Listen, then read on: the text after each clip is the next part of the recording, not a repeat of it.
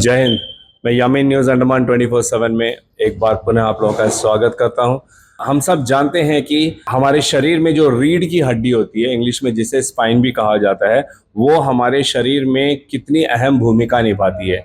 हम कई सारे उदाहरण में भी कहते हैं कि ये बंदा जो है इस समूह का रीढ़ का हड्डी है, यानी कि वो सबसे स्ट्रांग है, वो बहुत मजबूत है, वो बहुत महत्वपूर्ण है। यहाँ तक कि हम कई सारी इमारतों को लेकर भी हम कहते हैं ये पोर्शन जो है इस इमारत की रीढ़ की हड्डी है, अगर ये पोर्शन खराब हो जाएगा तो पूरी इमारत बिगड़ जाएगी।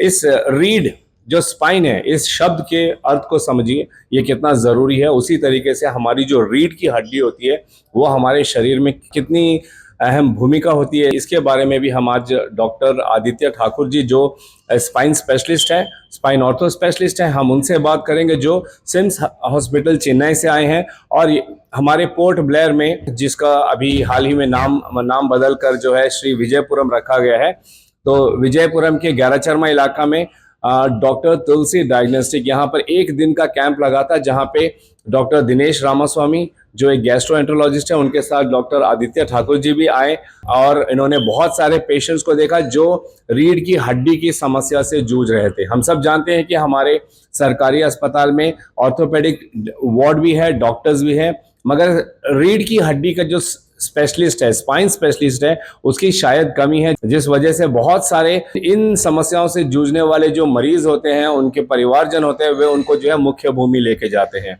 तो इन सारी चीजों को देखते हुए सिम्स हॉस्पिटल चेन्नई ने जो है अपने स्पेशलिस्ट को यहाँ पे भेजा है, ताकि यहाँ के लोगों को इसकी सुविधा मिले, ताकि यहाँ के लोगों के पैसे बचे, समय बचे। तो हम डॉक्टर आदित्य ठाकुर जी का हमारे चैनल में स्वागत करते हैं। जय Hind sir. Good evening sir. जय हिंद। हम चाहेंगे कि आप अपना एक छोटा सा इंट्रोडक्शन हमारे दर्शकों को जरूर दें sir. I am doctor Aditya. I am a spine specialist in SIMS hospital. हम लोग centre of spine surgery, minimal invasive spine surgery, endoscopy spine surgery में काम करते हैं सर। सो हम सिम्स हॉस्पिटल की तरफ से आज यहाँ पे हमने कैंप किया था। मोस्टली जो पेशेंट आए थे, कंप्लेन था उनका कि कमर में दर्द है या इस तरह के कंप्लेंट्स को हम लोग हैंडल करते हैं। तो बहुत हद तक ये जो समस्या होती है वो बहुत हद तक ठीक हो सकती है और ये बहुत सेफ होता है ट्रीटमेंट इसका। बहुत लोगों को लगता है कि स्पाइन का प्रॉब्लम है तो मेरे को पैरालिसिस वगैरह हो जाएगा, इस तरीके का रहता है, बट ये ऐसा नहीं है। बहुत हद तक स्पाइन के जो समस्या है वो एक्सरसाइज या फिजियोथेरेपी से बहुत हद तक ठीक हो जाती हैं। बस इसमें कुछ बहुत से भ्रांतियां हैं जो बहुत व्यापक हैं, जिस वजह से लोगों में इतना डर फैला होता है स्पाइन के लिए। तो आज जितने मरीज आए थे, कुछ क्रिटिकल केसेस भी थे जी, इसमें से 2 या 3 क्रिटिकल थे जिनको रेगुलर फॉलोअप की जरूरत है, मतलब उनको निगरानी में रखने की जरूरत है।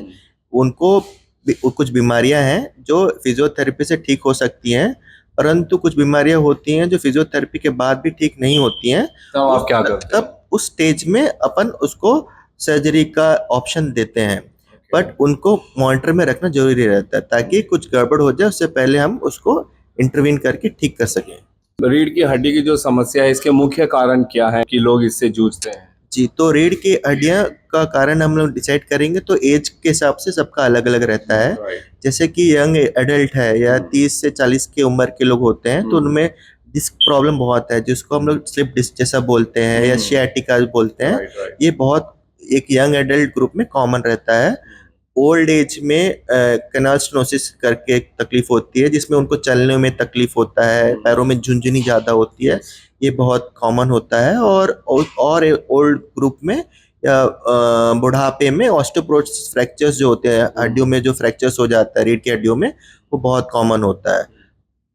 ये उम्र के हिसाब से अपने आप होता है या किसी हादसे वगैरह की वजह से होता है, या कोई चीज के खान पान की कमी की वजह से होता है, कि सही पौष्टिक आहार नहीं मिल रहा है हमारे शरीर को, उस वजह से होता है?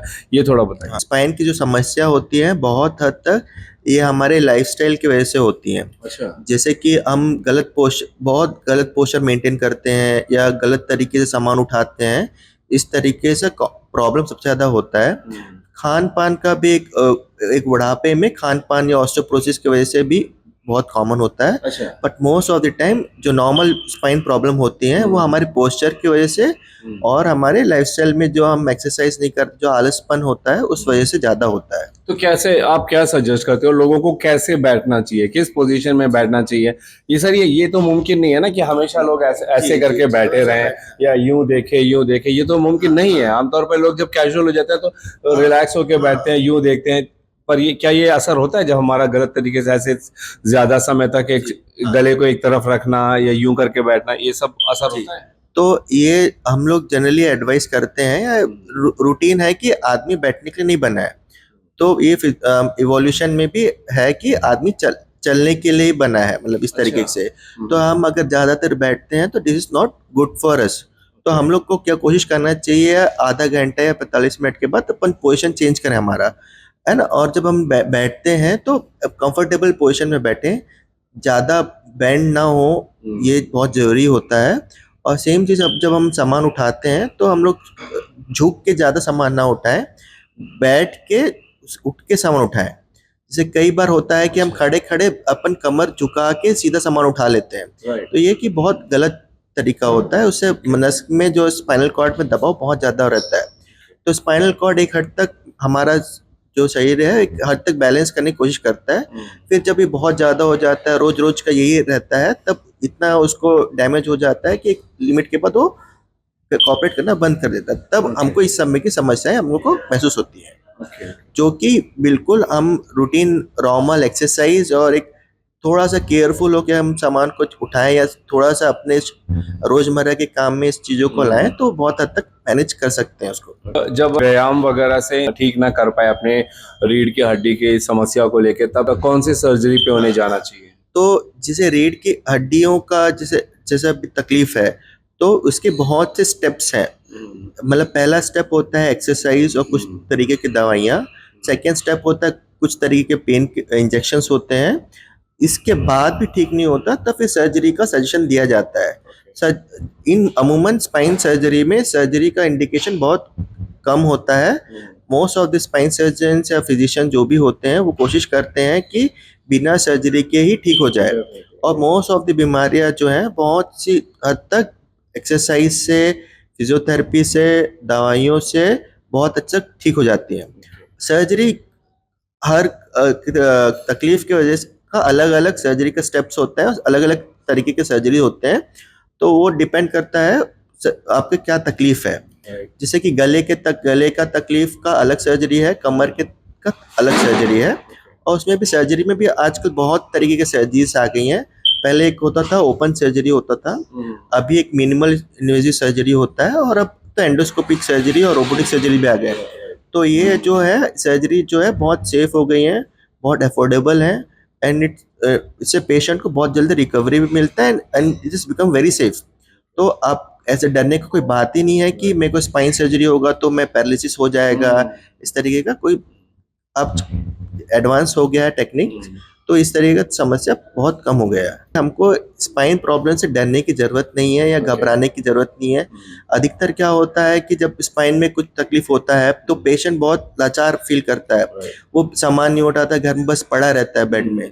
तो इस तरीके और उससे फिर क्या है, पूरे घर का समाज में बहुत तनाव हो जाता है कि वो काम नहीं जा पा रहा है, बस घर में बैठा है। तो ये चीज को हमको भ्रांतियां हटाने की बहुत आवश्यकता है।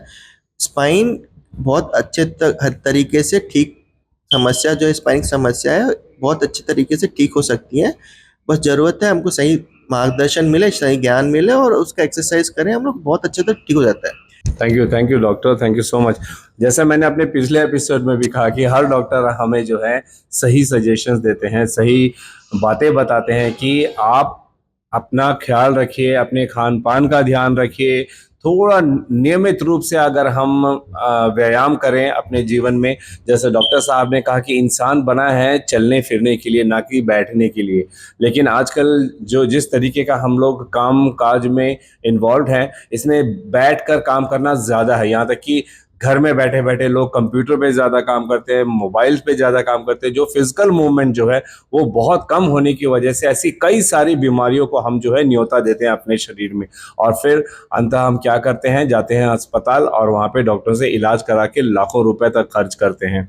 लेकिन यही डॉक्टर्स हैं जो हमसे पैसे भी लेते हैं, हमारा इलाज भी करते हैं, लेकिन डिस्चार्ज के वक्त एक चीज जरूर कहते हैं कि कृपया अपने खान पान पे ध्यान दीजिए, थोड़ा एक्सरसाइज करिए और सोच को सकारात्मक रखिए। देखिए आपके जीवन में बहुत बड़ा बदलाव आएगा। इसका प्रभाव जो है इतना अच्छा होगा कि आपको दोबारा अस्पताल आने की, डॉक्टर को देखने की जरूरत नहीं पड़ेगी। ये प्रत्येक डॉक्टर कहता है। आप भी जब डॉक्टर के पास गए होंगे तो आई एम श्योर कि जाते वक्त उन्होंने ये इन बातों को आपके सामने भी रखा होगा। तो फिर इन बातों पे हमें बहुत जोर देने की जरूरत है। ज्यादातर बीमारी जो है हमारे गलत लाइफस्टाइल की वजह से ही होता है। धन्यवाद करते हैं हम एक बार फिर डॉक्टर ठाकुर जी को, जो हमारे श्री विजयपुरम शहर आए और अपनी सेवाएं दी। यहाँ के लोगों को एक मौका मिला कि वे जो है एक स्पाइन स्पेशलिस्ट से मिल सके और अपनी समस्याओं को उनके सामने रखकर उनका इलाज ढूंढ सके। जैसे मैं हर अपने एपिसोड में कहता हूं कि अगले महीने जब दोबारा से सिम्स अस्पताल के डॉक्टर स्पेशलिस्ट यहाँ पे आएंगे तो हम 2-4 दिन पहले आप लोगों को जरूर इससे अवगत कराएंगे, ताकि समय रहते हुए आप लोग जो है वहां पर पहुंचे। डॉक्टर तुलसी डायग्नोस्टिक जो 11 चरमा में है, और इनका भरपूर लाभ भी उठाए और अपनी जो भी सेहत से जुड़ी समस्याएं हैं इनका समाधान भी निकाल पाए। एक बार फिर डॉक्टर आदित्य जी, हम आपको धन्यवाद करते हैं और चाहेंगे कि हमारे दर्शकों को आप जाते जाते कुछ अच्छे शब्द बोले कि वो अपना सेहत का अच्छे से ध्यान रख सके। अंडमान श्री विजयपुरम के लोगों को धन्यवाद कि हमको ये अवसर प्रदान किया। सबसे ज़रूरी ये है कि आप ज़्यादा स्पाइन के स्पेशलिस्ट के तरीके से मैं बोलना चाहता हूँ, एडवाइस करना चाहता हूँ, आप बहुत देर तक ना बैठें एक पोजीशन में, आप पोजीशन बदलते रहें अपना, ज़्यादा भारी सामान ना उठाएं और ज़्यादा झुक के काम ना करें। ये 3 चीज़ आप करेंगे तो आप अमूमन आपको स्पाइन की समस्या बहुत ना के बराबर ही होगी। इसके अलावा आप रोज़ाना एक्सरसाइज करिए।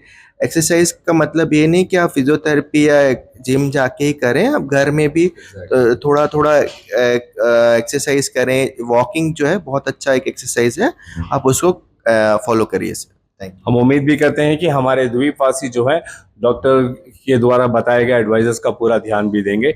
इसी उम्मीद के साथ और कैमरा पर्सन दीपिका सोनी के साथ में यामीन, न्यूज़ अंडमान 24/7। जय हिंद।